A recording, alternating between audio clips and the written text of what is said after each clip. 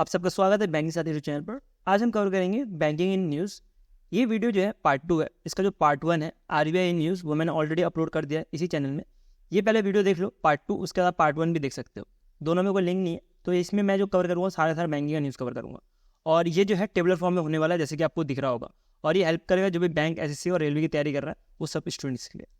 तो हम देखते हैं कि हमारे कौन से 3 क्राइटेरिया जिसकी वजह से मैंने ये पीडीएफ जो है डिवाइड कर रखा हुआ है। आपको 3 चीज़ दिख रही होंगी, पिंक, येलो और ग्रीन। पिंक का मतलब क्या हुआ? वेरी वेरी इंपॉर्टेंट, ठीक है। येलो का मतलब हो गया वेरी इंपॉर्टेंट और ग्रीन का मतलब हो गया लेस इंपॉर्टेंट। इसका मतलब ये नहीं कि ये इंपॉर्टेंट नहीं है, ग्रीन पार्ट भी, ग्रीन वाला भी इंपॉर्टेंट है लेकिन थोड़ा कम इंपॉर्टेंट है। ये मैं कैटेगरी बनाने का मकसद ये है कि बहुत लोगों को समझ नहीं आता कि कौन सा न्यूज़ इंपॉर्टेंट है कौन सा नहीं, तो इसी वजह से मैंने ये कैटेगरी वाइज न्यूज़ बना के रखा हुआ है। चलो बिना टाइम स्टार्ट करें, पहले न्यूज़ की तरफ बढ़ते हैं। ये है बैंकिंग इन न्यूज़, जो कि रिपोर्ट्स, वेरियस रिपोर्ट्स आते हैं वेरियस ऑर्गेनाइजेशंस की, तो हम पहले इसको कवर करते हैं। तो पहला जो रिपोर्ट है ये है एशियन डेवलपमेंट बैंक की तरफ से।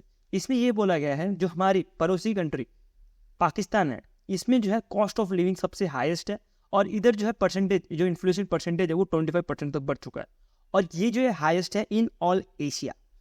इसके साथ ही मैं आपको ये बताना चाहूँगा, पाकिस्तान जो है सबसे ज़्यादा कॉस्ट ऑफ लिविंग था पिछले साल इन साउथ एशिया जोन में। सबसे ज़्यादा जो पाकिस्तान कॉस्ट ऑफ लिविंग था, बट अब जाके जो कॉस्ट ऑफ लिविंग है बहुत ज़्यादा बढ़ चुका है पाकिस्तान में और ये पूरे के पूरे एशिया में सबसे ज़्यादा महंगा कंट्री बन चुका है रहने के मामले में। और जो एडीबी है, इन्होंने जो फोरकास्ट किया है नेक्स्ट फाइनेंशियल ईयर के लिए, तो वो जो है 15% किया है। मतलब कि 2024 से लेकर 25 तक जो प्रेडिक्शन मारी है वो 15% की मारी है। नेक्स्ट रिपोर्ट चलते हैं। नेक्स्ट रिपोर्ट है एसबीआई रिपोर्ट आया है। एसबीआई रिपोर्ट के हिसाब से ये बोला गया है जो सीनियर सिटीजन जो डिपॉजिट करते हैं वो 34 लाख करोड़ हो चुका है, 34 लाख करोड़ तक बढ़ चुका है। और ये जो है 150% की ग्रोथ मिली है ओवर द 5 ईयर। और ये जो शेयर मैं बता रहा हूँ ये डबल हुआ है इन दी लास्ट 5 ईयर, जो कि 30% है। मतलब कि 5 साल पहले से अब जो है जो सीनियर सिटीजन जो डिपॉजिट करते हैं वो दुगना हो चुका है। अब ये दुगना होने का कारण क्या है कि जो वेरियस स्कीम निकाली गई है गवर्नमेंट के थ्रू, जैसे कि सीनियर सिटीजन सेविंग स्कीम, जिसके अंतर्गत जो भी सीनियर सिटीजन है वो 30 लाख तक जमा कर सकता है और वो 5 साल के जो मैक्सिमम मेचोरिटी होगी वो 5 साल की होगी। और इसमें जो इंटरेस्ट रेट मिलेगा वो 8.2% मिलेगा, जो कि एक एफडी से भी ज़्यादा होता है। जिसकी वजह से जो सीनियर सिटीजन जो कि होते हैं, जिनका रिटायरमेंट हो जाता है, उनको बस एक अच्छा खासा वैल्यू ऑफ मनी आ जाता है, तो वो जो है मोस्टली सोचते हैं कि जो रिस्क फ्री एसेट है वहाँ पे इन्वेस्ट किया जाए। तो इसी वजह से जैसे ये सारी स्कीम्स है, इसकी वजह से अभी जो ये डिपॉजिट है अभी इतना बढ़ चुका है। आप इसमें एसबीआई का रिपोर्ट याद रखना कि एसबीआई ने एक रिपोर्ट दिया था, कितना 34 लाख करोड़ जो है डिपॉजिट हुआ है बाय सीनियर सिटीजन की तरफ से। और इसमें जो वेरियस स्कीम्स है, सीनियर सिटीजन स्कीम्स या जो भी स्कीम्स है, उसके लिए मैं एक अलग से वीडियो बना दूँगा, उसमें प्रॉपर हम कवर कर लेंगे। नेक्स्ट न्यूज़ में चलते हैं। नेक्स्ट न्यूज़ है interest subvention scheme on credit to women self help group. अब मैं आपको स्कीम के बारे में तो नहीं बताऊंगा क्योंकि बहुत ज़्यादा लंबा हो जाएगा वीडियो। ये स्कीम पहले लिमिट था, जो भी अंडर आते थे दीनदयाल योजना के अंतर्गत, तो वही जो है इसका लाभ उठा सकते थे। लेकिन अब कहा जा रहा है जो भी पीएसबी है, public sector bank, private sector bank, even जो स्मॉल फाइनेंस बैंक है सारे डिस्ट्रिक्ट में, वो उधर से भी जो है ये सेल्फ हेल्प ग्रुप जो वुमेन्स रहती है वो इस स्कीम का लाभ उठा सकती है। इस स्कीम के बारे में भी हम एक ही वीडियो में पूरा कवर करेंगे, बार बार पढ़ने की जरूरत नहीं है। नेक्स्ट न्यूज़ के ऊपर चलते हैं। नेक्स्ट न्यूज़ आता है bank expected to experience slide downturn in the credit growth. Credit growth में जो बैंक का जो ग्रोथ है वो इस साल कम हुआ है फिस्कल ईयर 2025 में। तो कितना कम हुआ है ये इंपॉर्टेंट है, 14 से 15% तक कम हुआ है। इसकी जो डिटेल्स है इस पर जाने की जरूरत नहीं है, ये मैंने पिंक मार्क करके रखा हुआ है, ये एग्जाम पॉइंट ऑफ व्यू से इंपॉर्टेंट है लेकिन इसकी डिटेल जो है इतनी इंपॉर्टेंट नहीं है। नेक्स्ट इसके ऊपर चलते हैं। इन फाइनेंशियल ईयर 2024 जो एनुअल यूपीआई रेट है, ये जो एनुअल यूपीआई जो ट्रांजेक्शन करते हैं हम लोग भी रोज, आप देख रहे होंगे कि हम 2 रुपये हो, 5 रुपये हो, 10 रुपये हो, 20 रुपये हो, हम यूपीआई ही यूज़ करते हैं। तो ये जो है 100 बिलियन का मार्क जो है क्रॉस किया है पहली बार। तो इस वजह से ये एग्जाम के लिए बहुत ज़्यादा इंपॉर्टेंट हो जाता है। और ये 100 बिलियन का मार्क जो है इस बार पहली बार किया है, तो ये अब कितना है, तो ये क्रॉस करके 131 बिलियन जो है इस बार हो चुका है। और अगर आप कंपेयर करोगे 2022-23 से, तो 2022-23 में 84 बिलियन का जो ट्रांजेक्शन हुआ था। नेक्स्ट आते हैं mutual fund equity purchase reach record high. ये भी इंपॉर्टेंट है क्योंकि म्यूचुअल फंड भी जो है इस बार बहुत ज़्यादा बिक्री हो रही है इक्विटी। जैसे कि आप सबको पता होगा कि लोग पहले इतने जानकार नहीं थे, इक्विटी मार्केट के बारे में नहीं पता था, म्यूचुअल फंड के बारे में नहीं पता था, बट अब जाके मार्केट में लोगों को पता लग रहा है कि कितना ज़्यादा बेनिफिट करता है अगर हम जो ये म्यूचुअल फंड इधर इन्वेस्ट करते हैं। इसकी वजह से ही जो है मार्च 2024 में जो अभी एक रिपोर्ट आया था जिसमें ये बोला गया है कि 45,120 करोड़ जो है म्यूचुअल फंड में लोगों ने इन्वेस्ट किया हुआ है, मतलब कि म्यूचुअल फंड लेके जो पैसा दिया हुआ है। तो इसकी वजह से ये जो है सबसे ज़्यादा हाईएस्ट रिकॉर्ड बन चुका है और इवन फ्यूचर में ये जो है रिकॉर्ड और ज़्यादा टूटते जाएगा। ये जो है मैंने ग्रीन मार्क इसलिए करके रखा हुआ है क्योंकि ये एग्जाम में पूछने लायक क्वेश्चन तो है, लेकिन आप एक बार पढ़ लो, लेकिन इतना ज़्यादा इंपॉर्टेंट नहीं है जितना पिंक वाला इंपॉर्टेंट है, लेकिन इसमें ध्यान देना है, ठीक है, इसको पढ़ना है। लेकिन इसके जो डिटेल्स है ना उसको आप स्किप कर सकते हो, कोई इतना पढ़ने की जरूरत नहीं है। नेक्स्ट न्यूज़ में चलते हैं। नेक्स्ट न्यूज़ है मुद्रा लोन रिकॉर्ड हाई। इस बार तो यार सबने रिकॉर्ड तोड़ दिया यार। अब तो पहले तो सीनियर सिटीजन का जो डिपॉजिट है वो रिकॉर्ड तोड़ा, फिर म्यूचुअल फंड ने रिकॉर्ड तोड़ा, अब मुद्रा जो लोन दिया जाता है उसमें भी रिकॉर्ड तोड़ा गया है। तो हम इसके बारे में थोड़ा डिटेल में पढ़ लेते हैं। इसमें कहा जा रहा है कि ये जो है हाईएस्ट था और इसमें जो रिकॉर्ड तोड़ा गया है 5 लाख करोड़ रुपये जो है एज अ मुद्रा लोन की तरफ से बैंक जो बिजनेस करते हैं उन्होंने लिया है। तो ये मुद्रा लोन किसके अंतर्गत आता है? प्रधानमंत्री मुद्रा योजना के अंतर्गत आता है। और इसमें जो बोला जा रहा है इसमें 70% जो है बेनिफिशियरी वो वुमेन्स ने ही लोन लिया है। तो ये बहुत अच्छी बात है कि वुमेन्स भी जो है एज अ एंटरप्रेन्योर इंडिया में काम कर रही है और ये ज़्यादा से ज़्यादा फ़ायदा उठा पा रही है मुद्रा लोन का। नेक्स्ट न्यूज़ में चलते हैं कि फिट्स एक अमेरिकन क्रेडिट कंपनी है, इन्होंने एक रेटिंग दी गई है BBB। किसको दी गई है? SBI और कैनरा बैंक। इसके साथ ही बहुत सारे बैंक्स हैं जिसको ये BBB रेटिंग मिली गई है, BBB माइनस रेटिंग मिली गई है। तो अब हम देखते हैं कि ये BBB माइनस रेटिंग होती क्या है। उससे पहले हम ये देखते हैं कि किस किस बैंक के ऊपर ये रेटिंग मिली है। तो अगर आप देखोगे तो कैनरा बैंक है, SBI है, bank of Baroda, New Zealand, union bank of India, फिर आता है PNB, bank of India New Zealand. ये सारे बैंक को BBB माइनस की रेटिंग मिली है। एग्जाम पॉइंट ऑफ व्यू से SBI, Canara bank, union bank, PNB और बैंक ऑफ इंडिया याद रखना। इसमें जो न्यूजीलैंड लिखा है ना उसको थोड़ा देख लेना कि न्यूजीलैंड भी है, ठीक है। इतना कोई इंपॉर्टेंट नहीं है बैंक के नाम। उससे ज़्यादा इंपॉर्टेंट है कि BBB माइनस रिपोर्ट किस लिए मिला गया है। ये जो है रेटिंग इसलिए मिली गई है क्योंकि ये आपने जितने मैंने आपको बैंक के नाम बताया ये सारे के सारे बैंक PSB है।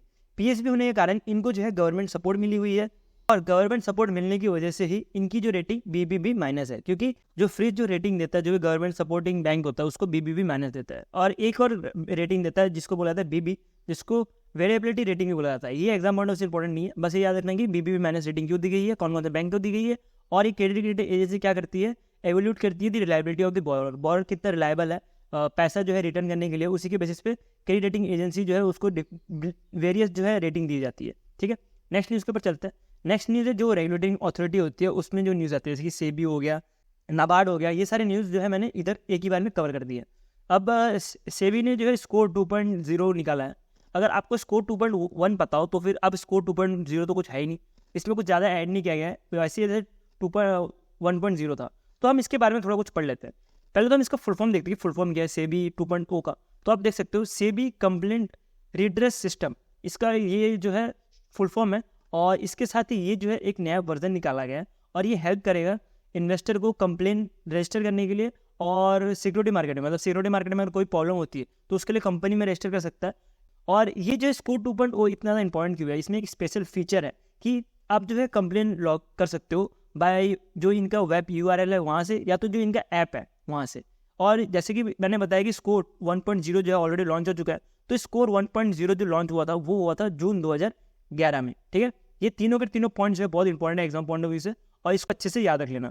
इवन जो स्कोर जो मैं आपको बोल रहा हूँ इसका फुल फॉर्म पूछा गया था पिछली बार, तो मैं आपको एक और रिपीट कर देता हूँ, क्या है? सेबी कंप्लेंट रिड्रेस सिस्टम, ठीक है। नेक्स्ट न्यूज़ में चलते हैं। नेक्स्ट न्यूज़ है सेबी ने अप्रूव कर दिया है 5,000 crore for IPO for Aadhaar financing house. ये हमारा आधार कार्ड नहीं है, ठीक है, ये आधार फाइनेंसिंग हाउस एक तरह का ऑर्गेनाइजेशन है। नेक्स्ट न्यूज़ में चलते हैं।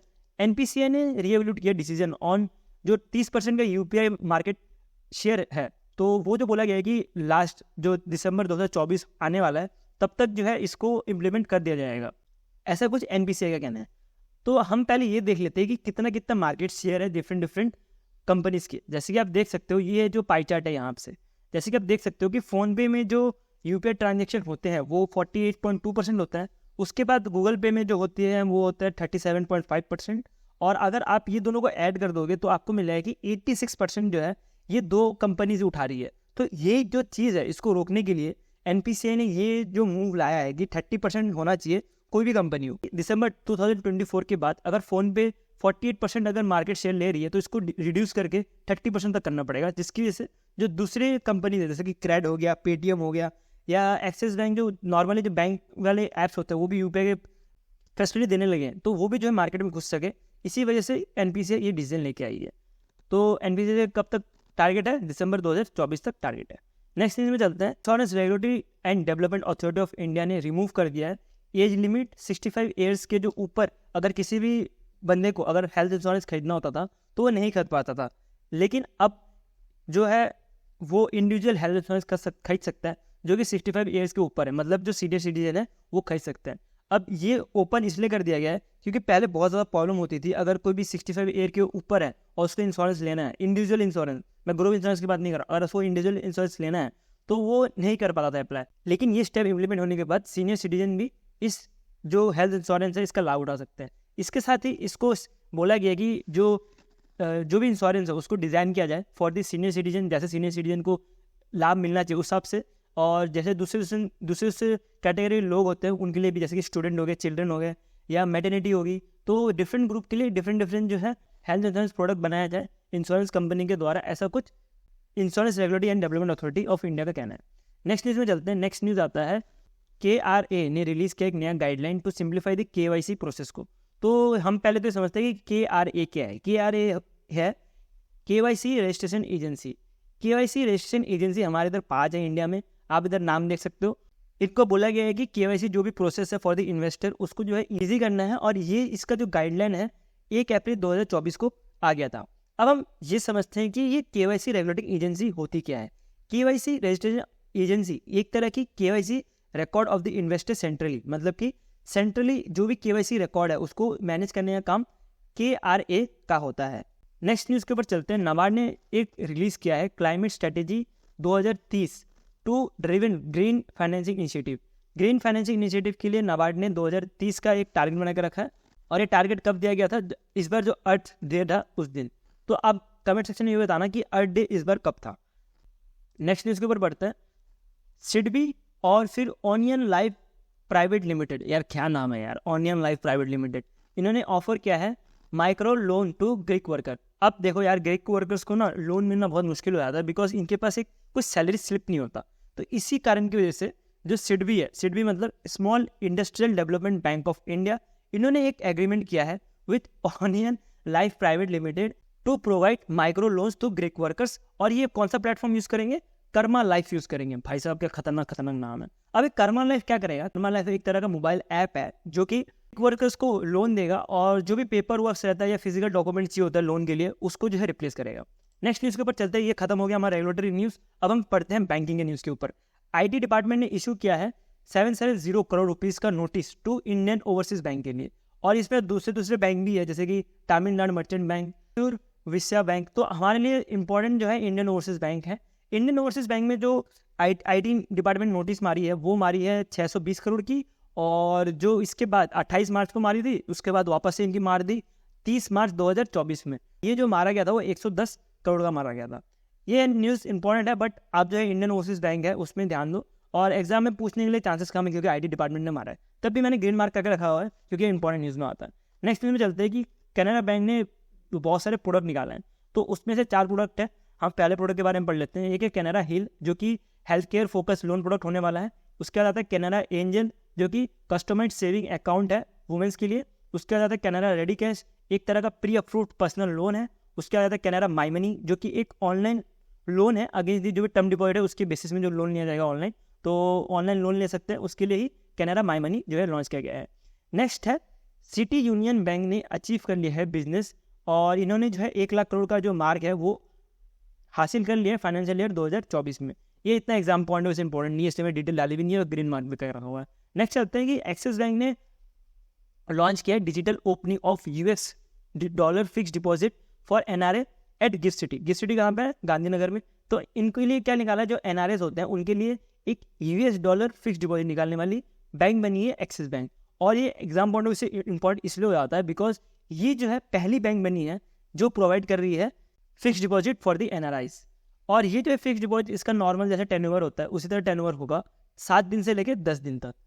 ठीक है, नेक्स्ट न्यूज़ के ऊपर बढ़ते हैं। नेक्स्ट न्यूज़ है HDFC पहला बैंक बना। ये एग्जाम बोर्ड में बहुत इंपॉर्टेंट है, इस पर सीधा क्वेश्चन बन सकता है, इसमें थोड़ा ध्यान देना। ठीक है, इसका डिटेल्स इंपॉर्टेंट नहीं है, लेकिन एग्जाम बोर्ड में जो मैंने हेडलाइन लिखे रखा है बहुत इंपॉर्टेंट है। HDFC बैंक पहला प्राइवेट बैंक बना है जो कि अपना ब्रांच खोला है इन लक्षद्वीप। अब लक्षद्वीप के साथ आपको जो ये आइलैंड है ना, इसके बारे में भी पता होना चाहिए। कौन सा आइलैंड है लक्षद्वीप में? कवरत्ती आइलैंड। तो आपको आइलैंड, बैंक और फिर लक्षद्वीप, ये 3 चीज़ें याद रखिए इसमें। नेक्स्ट न्यूज़ के ऊपर चलते हैं। नेक्स्ट न्यूज़ में आता है PNB ने 130 साल पूरा कर लिया है बैंकिंग करियर में।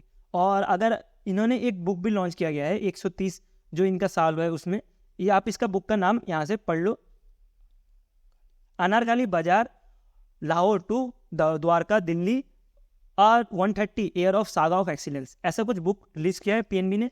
और PNB मतलब कब लॉन्च हुआ था, आप इसका डेट भी याद रख सकते हो। PNB जब ऑर्गेनाइज किया गया था वो आज़ादी से भी पहले बना था और ये पहला बैंक था इंडिया में। तो ये बना था 1894 में। ठीक है, और इन्होंने प्रलास 2.0 भी लॉन्च किया गया है इसी इवेंट में। और ये प्रलास 2.0 क्या करता है, ये एक तरह का इन्वायरमेंटल कंजर्वेशन या सस्टेनेबिलिटी के लिए ये एक तरह का स्टेप उठाया गया है PNB के द्वारा।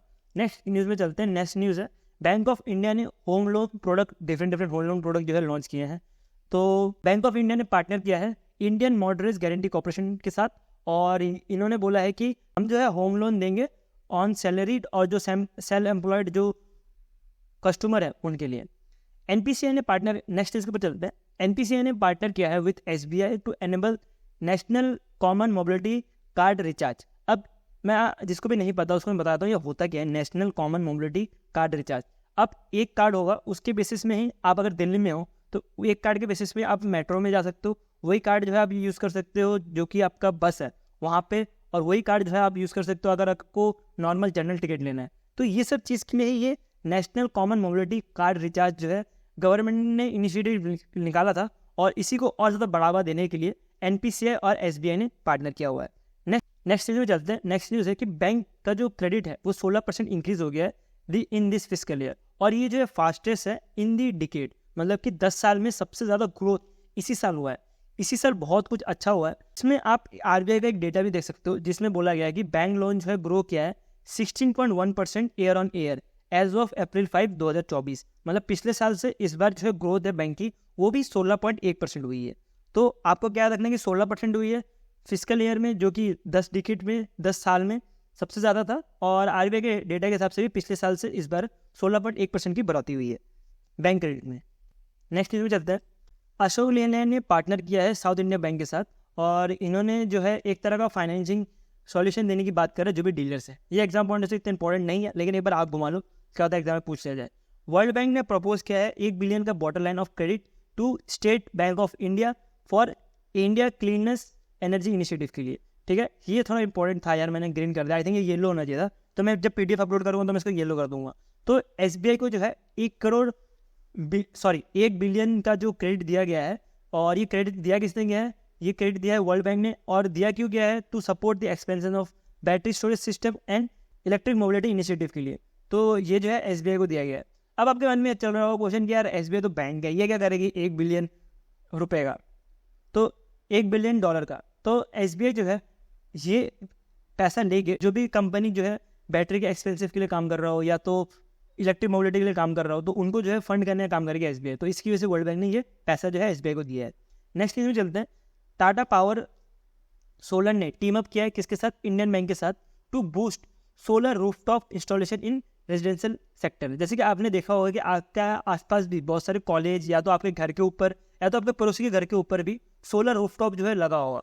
तो वो सोलर रूफटॉप को और ज़्यादा बूस्ट करने के लिए, बिकॉज अभी हर एक के घर पे तो सोलर रूफटॉप है नहीं ना, तो गवर्नमेंट का प्लान है कि हर एक के घर पे सोलर रूफटॉप हो। तो उसी प्लान को और ज़्यादा बढ़ावा देने के लिए इंडियन बैंक ने पार्टनर किया है टाटा पावर सोलर टीम के साथ, और ये जो है पार्टनर किया गया है प्रधानमंत्री सूर्य घर मुफ्त बिजली योजना स्कीम के अंतर्गत। और इनका जो गवर्नमेंट का प्लान है कि इंस्टॉल करने का 300 किलोवाट, तो उसमें जो है सपोर्ट करेगी इंडियन बैंक और टाटा पावर एक साथ।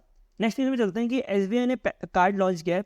ये कार्ड इंपॉर्टेंट इसलिए क्योंकि ये पहला कार्ड है जो कि travel focus core credit card है, और ये क्रेडिट कार्ड का नाम क्या है, माइल्स। इसमें 3 वेरिएंट निकाले गए हैं, SBI card miles elite, SBI card miles prime और SBI कार्ड माइल्स। तो आपको जो है इसकी वेरिएंट याद रखना है, इसकी डिटेल में जरूरत नहीं है, एग्जाम में नहीं पूछा जाएगा। एग्जाम में पूछा जाएगा कि माइल्स कार्ड किसका है, ज़्यादा ये पूछ देंगे। नेक्स्ट चीज़ में चलते हैं। गवर्नमेंट ने पार्टनर किया है SBI कार्ड के साथ और टेलीकॉम के साथ to tackle the OTP frauds. मतलब कि अभी देखो यार, OTP फ्रॉड्स बहुत ज़्यादा बढ़ चुके हैं, तो इसी चीज़ को रोकने के लिए गवर्नमेंट ने जो है SBI के साथ पार्टनर किया है। और गवर्नमेंट में कौन सी ऑर्गेनाइजेशन, आपको ये ध्यान रखना है, मिनिस्टर ऑफ होम अफेयर्स ने पार्टनर किया किसके साथ, SBI के साथ और जो पेमेंट ऑपरेटर है उनके साथ। तो अब ये होगा क्या, हम इसको थोड़ा समझ लेते हैं। मैंने ऑलरेडी ये एक्सप्लेन किया हुआ है जो मेरी डेली वीडियोस आती है उसमें, लेकिन हम इसको थोड़ा समझ लेते हैं। गवर्नमेंट क्या कर रही है कि जब भी कभी OTP भेजा जाएगा उससे पहले जो रेजिडेंशियल एड्रेस रहेगा, मतलब कि जिस बंदे का जो घर का एड्रेस रहेगा उसको ट्रैक किया जाएगा, उसके साथ जो OTP भेजा गया है, जिस लोकेशन में भेजा गया उसको भी ट्रैक किया जाएगा। मतलब दोनों चीज़ को ट्रैक किया जाएगा। अब मान लीजिए कि जो रेजिडेंशियल एड्रेस है वो दिल्ली का है, लेकिन जो OTP जो सेंड हुआ है वो कोलकाता में हुआ है, तो जो जियो लोकेशन है इसकी बेसिस पे तो पता लग जाएगी जो फ्रॉड हुआ है वो कोलकाता से हुआ है, और कोलकाता से भी कहाँ पे हुआ है वो पता लग सकता है। तो इसी कारण की वजह से ये जो है इनिशिएटिव SBI कार्ड ने और गवर्नमेंट ने उठाया है, और ऐसे ही कुछ फ्यूचर में भी दूसरे बैंक भी जो है उठानी चाहिए, ऐसा मेरा सोचना है। नेक्स्ट न्यूज़ में चलते हैं। नेक्स्ट न्यूज़ आता है इंश्योरेंस के ऊपर। इंश्योरेंस में आता है ICICI लम्बार्ड और पॉलिसी बाजार ने ज्वाइन किया है to provide insurance solution for Indian consumer. ये एग्जाम पढ़ने से इंपॉर्टेंट नहीं है, तब इसलिए मैंने गिन कर रखा है, लेकिन तब भी एक बार पढ़ लो। फिर नेक्स्ट न्यूज़ में चलते हैं। जाना स्मॉल फाइनेंस बैंक ने कोलैबोरेशन किया with Kotak Mahindra life insurance to provide the insurance product. Next news चलते हैं। सिटी यूनियन बैंक ने अचीव कर लिया जो 1 करोड़ का माइल्स है। ये तो मैंने आपको पहले ही बता दिया, ये एक्स्ट्रा ऐड हो गया, मैं PDF में उसको जो डिलीट कर दूंगा। नेक्स्ट न्यूज़ चलते हैं। नेक्स्ट न्यूज़ वापस इंश्योरेंस ही है। HDFC अर्गो जनरल इंश्योरेंस ने एक निकाला है, यहाँ ये एग्जाम पॉइंट से इंपॉर्टेंट, ठीक है, इसलिए मैंने येलो भी कर रखा हुआ है। पाव्स एंड लॉज ऐसा कुछ निकाला है। तो ये निकाला क्यों गया, ये डिज़ाइन किया गया है, स्पेशली डिज़ाइन किया गया है जो भी पेट डॉग और पेट कैट है उनके लिए एक तरह का इंश्योरेंस निकाला गया है, और ये इंश्योरेंस किसने निकाला है, HDFC अर्गो जनरल इंश्योरेंस ने निकाला है। नेक्स्ट न्यूज़ में चलते हैं। नेक्स्ट न्यूज़ है बजाज एलायंस लाइफ इंश्योरेंस ने इंट्रोड्यूस किया है premium payment option by WhatsApp. मतलब अगर आपको अब पेमेंट करना हो, जो भी बजाज एलायंस के जो भी लोग होंगे, अगर उनको अगर प्रीमियम पे करना हो तो वो व्हाट्सएप के थ्रू भी कर सकते हैं। ऐसा कुछ बजाज लाइफ इंश्योरेंस ने निकाला है। बस इतने एग्जाम पॉइंट ऑफ व्यू से इंपॉर्टेंट है कि लाइफ व्हाट्सएप के थ्रू कौन सी कंपनी ने निकाल दिया है प्रीमियम पेमेंट ऑप्शन, तो वो बजाज लाइफ इंश्योरेंस है। तो एग्जाम पॉइंट ऑफ व्यू से इतना इंपॉर्टेंट है नहीं, तो इसलिए मैंने क्लीन कर दिया। नेक्स्ट न्यूज़ में चलते हैं। यार वापस से ऐड हो गया यार, इसको मैं PDF में सही कर दूंगा। नेक्स्ट इंश्योरेंस में न्यूज़ में चलते हैं। आदित्य बिरला कैपिटल ने इंट्रोड्यूस किया ABC। ABC क्या होने वाला है, everything finance as simple as ABC, ऐसा कुछ निकाला है। तो ABC एक तरह का प्लेटफॉर्म है आदित्य बिरला कैपिटल का, जो कि डायरेक्ट टू कंज्यूमर बेसिस में काम करेगा। इतना ही एग्जाम पॉइंट से इंपॉर्टेंट है, इससे कुछ मत पढ़ो। नेक्स्ट न्यूज़ चलते हैं कि compulsory adoption of e insurance in demand like format for all policy holder, जो भी अभी लेने वाले हैं 1 अप्रैल 2024 के बाद, जो भी पॉलिसी होल्डर 1 अप्रैल 2024 के बाद पॉलिसी लेने वाले हैं, तो उनको जो है मैंडेटरी कर दिया है, जो भी उनका इंश्योरेंस है वो इलेक्ट्रॉनिक फॉर्म में होना चाहिए। नेक्स्ट न्यूज़ में चलते हैं। इस साल इसके बाद जो भी आप कवर करेंगे वो स्मॉल फाइनेंस बैंक NBFC के न्यूज़ कवर करेंगे। तो AU स्मॉल फाइनेंस बैंक ने एक्वायर कर लिया है फिनकेयर स्मॉल फाइनेंस बैंक को। तो अगर आपको पता नहीं हो कि स्मॉल फाइनेंस बैंक कितना है, तो मैं आपको बताना चाहूँगा स्मॉल फाइनेंस बैंक जो है 12 थे, लेकिन ये मर्जर होने की वजह से अब जो है स्मॉल फाइनेंस बैंक 11 हो चुके हैं। और ये इंपॉर्टेंट इसलिए क्योंकि ये पहली बार किसी स्मॉल फाइनेंस बैंक के बीच में जो है मर्जर्स हुए हैं। तो ये कौन कौन से स्मॉल फाइनेंस बैंक है उसको एक बार मैं और बार रिपीट कर देता हूँ। एक है AU स्मॉल फाइनेंस बैंक और एक है फिनकेयर स्मॉल फाइनेंस बैंक। अब इसमें जो लीडरशिप्स है वो थोड़ी चेंजेस हो गई है। जो राजीव यादव जी थे ये MD एंड CEO थे फिनकेयर स्मॉल फाइनेंस बैंक के, लेकिन अब इनकी जो पोजीशन है वो चेंज हो चुकी है, क्योंकि AU स्मॉल फाइनेंस बैंक में ऑलरेडी MD एंड CEO होगा, तो उसकी जगह पे जो ये राजीव यादव जी है वो डिप्यूटी CEO बन चुके हैं AU स्मॉल फाइनेंस बैंक में, क्योंकि ऑलरेडी है ना यार CEO, तो वो तो हट नहीं सकते, तो उसकी जगह पे अब ये डिप्यूटी CEO बना दिया गया है AU स्मॉल फाइनेंस बैंक में। थकान हो जाती है यार, इतना पता नहीं बात। चलो, मास्टर सर्कुलर निकाला है guidance for the housing finance for urban cooperative bank के लिए। तो अभी ये देख लेते हैं कि क्या क्या इसमें लिमिट रखा गया। लोन लिमिट टायर 1 के लिए रखा गया है लोन लिमिट जो मैक्सिमम है 60 लाख पर बॉलोवर, और जो टायर 2 या टायर 3 जो कोऑपरेटिव बैंक होती है तो उनके लिए जो लिमिट रखा गया है वो 140 लाख रखा गया है पर बॉरोवर, ठीक है। नेक्स्ट न्यूज़ चलते हैं। मगमा HDI जनरल इंश्योरेंस और सर्वोदय स्मॉल फाइनेंस बैंक इन्होंने पार्टनर किया है। और ये पार्टनरशिप करके क्या करेंगे, एक तरह का हेल्थ इंश्योरेंस प्रोवाइड करेंगे टू दी जो भी कंज्यूमर व्हीकल लोन कस्टमर है किसके, सर्वोदय बैंक के। ठीक है, मतलब कि क्या हुआ कि जो कमर्शियल व्हीकल लोन कस्टमर है सर्वोदय बैंक के, इनको जो है लोन प्रोवाइड करने का काम करेंगी मगमा HDI जनरल इंश्योरेंस, और वो क्या करेगी, एक तरह का हेल्थ इंश्योरेंस प्रोवाइड करेगी। नेक्स्ट न्यूज़ चलते हैं कि ये लास्ट न्यूज़ है AU जो स्मॉल फाइनेंस बैंक का है, और इसमें आता है कि वापस से AU स्मॉल फाइनेंस बैंक ने एक नया तरह का रुपे कार्ड लॉन्च किया है, और उसके साथ जो है ATM प्रोडक्ट कार्ड भी लॉन्च किया है, ATM इंश्योरेंस कार्ड भी लॉन्च किया है। तो ये रुपे कार्ड कौन कौन से हैं, ये 2 तरह के रुपे कार्ड लॉन्च किया गया है। पहला जो है SPONT रुपे कार्ड लॉन्च किया गया है, जो कि कोलैबोरेशन किया गया है NPCI के साथ, और दूसरा जो लॉन्च किया गया है नमो लॉन्च किया गया है, मतलब no missing out credit card launch किया गया है, और ये जो है डेवलप किया है वीज़ा ने। और ये क्या करे, ये जो है एक तरह का पहला क्रेडिट कार्ड है जो कि अगर फिक्स डिपॉजिट जिस बंदे का होगा वो जो है ये क्रेडिट कार्ड का लाभ ले सकता है। नेक्स्ट न्यूज़ चलता है, ये जितने भी न्यूज़ है फिनटेक के मैंने उसको एक साथ कर दिया। फ़ोनपे ने पार्टनर किया है विथ सिंगापुर टूरिज्म बोर्ड के साथ। क्यों पार्टनर किया है, कि जो पेमेंट का लाभ है, जो UPI पेमेंट का लाभ है वो सिंगापुर में दे सके, इसकी वजह से। ठीक है, और जो भी इंडियन विजिटर अगर वो सिंगापुर जाते हैं तो उधर भी वो UPI का यूज़ कर सकते हैं। ऐसा कुछ करने के लिए फ़ोनपे ने पार्टनर किया है सिंगापुर टूरिज्म बोर्ड के साथ। नेक्स्ट में न्यूज़ में चलता है, ये भी फ़ोनपे की तरफ से ही आ रहा है। जैसे कि UPI को बूस्ट करने के लिए सिंगापुर में सिंगापुर टूरिज्म बोर्ड के साथ कोलैबोरेशन किया है, वैसे फ़ोनपे ने नेपाल में UPI बूस्ट करने के लिए eSewa and hotel association of Nepal collaboration किया गया है। ठीक है, नेक्स्ट जो चलता है, पेटीएम ने रिसीव किया NPCI approval for facilitating new transaction to UPI ID। अब देखो यार, पेटीएम पेमेंट बैंक के बारे में तो आपको पता ही होगा कि क्या बुरा हाल हो चुका है। तो पेटीएम पेमेंट बैंक में जो @पेटीएम लगता था ना, वो अब हट चुका है। तो उसके लिए अब जो दूसरे बैंक है, जैसे कि SBI हो गया, एक्सिस बैंक हो गया, HDFC हो गया, येस बैंक हो गया, इनकी जो है @ यूज़ करना पड़ेगा। जैसे कि आपने देखा होगा कि गूगल पे में @OKSBI होता है। तो इसका मतलब क्या हुआ, SBI का जो UPI ID है उसको यूज़ किया जा रहा है। तो वैसे ही कुछ जो पेटीएम यूज़ करते हैं वो नहीं कर पा रही, लेकिन अब बोला गया है कि पेटीएम जो है नए नए यूजर्स को भी उठा सकती है, और वो जो ID यूज़ किया जाएगा उसमें SBI होगा, एक्सिस बैंक होगा, HDFC होगा, या येस बैंक होगा। ये 4 बैंक होंगे जिसकी ID के बेसिस पे पेटीएम जो है अब UPI जो नए कस्टमर्स है वो ले सकता है। इसके साथ ही मैं आपको बताना चाहूँगा कि पेटीएम बैंक जो है 3rd लार्जेस्ट कंपनी है आफ्टर गूगल पे और फ़ोनपे। ये तो मैंने आपको जो पाई चार्ट था उसमें समझाई दिया ट्रांजेक्शन के मामले में। नेक्स्ट न्यूज़ में चलते हैं, भारत पे ने ऑफर किया है भारत पे ऑल इन वन प्रोडक्ट। और ये ऑल इन वन प्रोडक्ट क्या करेगा, ये इंडिकेट करेगा point of sale, QR code और स्पीकर को एक ही डिवाइस के अंदर। नेक्स्ट में चलते हैं, फोन पे इंडस ऐप स्टोर। अब पहले तो आपको मैं इंडस ऐप स्टोर के बारे में बताता हूँ। इंडस ऐप स्टोर जैसे गूगल प्ले स्टोर है ना, वैसे ही एक स्टेप है फोन पे के द्वारा, एक तरह का एंड्रॉइड प्ले स्टोर है, और इसमें डिफरेंट ऐप्स डाले गए हैं, और इसको जो बैक करता है वो फोन पे ही करता है, मतलब फोन पे की तरफ से निकाला गया है। तो इन्होंने क्या लॉन्च किया, एक तरह का वॉइस सर्च फीचर लॉन्च किया है इन 10 इंडियन लैंग्वेज। मतलब कि अगर आपको गूगल में वॉइस से थ्रू सर्च करना हो कोई भी चीज़, तो आप अपनी लैंग्वेज में नहीं बात कर सकते ना। जैसे मलयालम में बोल के आप नहीं गूगल को बता सकते कि ये मेरे को बता दो, या आप बंगाली में बता के गूगल को नहीं बता सकते कि मेरे को ये दिखा दो। तो वो चीज़ करने के लिए ही इंडस ऐप स्टोर जो फ़ोनपे का है, इन्होंने 10 लैंग्वेज जो है इंक्लूड किया है इनके जो वॉइस सर्च है। और इसमें 10 लैंग्वेज कौन कौन से, हिंदी, मराठी, पंजाबी, कन्नड़ा, तमिल, तेलुगु, मलयालम, बंगाली, गुजराती, उर्दू। और ये 10 लैंग्वेज जो है कोई भी बंदा बोल के इंस्ट्रक्ट कर सकता है इंडस ऐप स्टोर को। नेक्स्ट न्यूज़ में चलते हैं, रॉजर पे ने एंटर कर रहा है UPI इंफ्रास्ट्रक्चर में। अब देखो, ये रॉजर पे जो है ना, अगर आपको थोड़ा भी पता हो कि ये जो है कोई तरह का बैंक नहीं है, ठीक है, तो इनको जो है किसी न किसी बैंक की जरूरत पड़ेगी। तो इसी वजह से रॉजर पे ने पार्टनर किया है एयरटेल पेमेंट बैंक के साथ, और इन्होंने UPI इंफ्रास्ट्रक्चर बनाया है विथ UPI स्विच के हेल्प से इन्होंने UPI इंफ्रास्ट्रक्चर बनाया है। नेक्स्ट न्यूज़ में चलते हैं। नेक्स्ट न्यूज़ से पहले मैं आपको बताना चाहूँगा, जो भी फिनटेक का न्यूज़ था वो खत्म हो गया। अब हम ग्रोथ प्रेडिक्शन के जितने भी न्यूज़ है वो एक बार में कवर करेंगे। वर्ल्ड बैंक ने प्रेडिक्ट किया है जो इंडिया का जो ग्रोथ है फॉर फिजिकल ईयर 2025 वो 6.6% पे, और एस्टिमेट किया था 2024 का जो ग्रोथ था वो 7.5% में।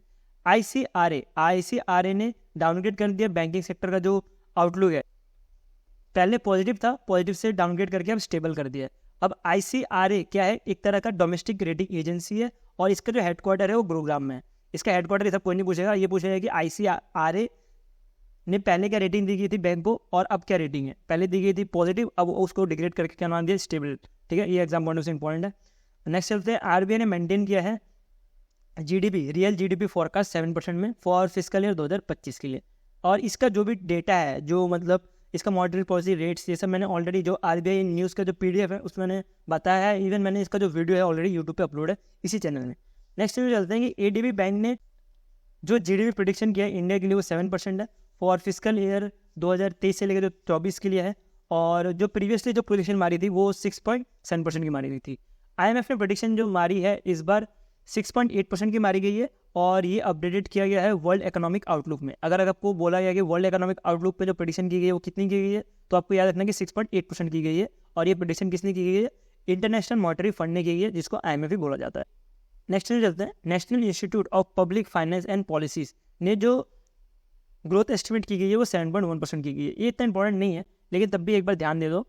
और ये जो ऑर्गेनाइजेशन है ये मतलब कि ये यूरोप यूनियन की तरफ से आते हैं, लेकिन ये अंडर इंडियन फाइनेंस मिनिस्टर के अंडर काम करते हैं। ठीक है, ये इंपॉर्टेंट एग्जाम बोर्ड से इतना इंपॉर्टेंट नहीं है।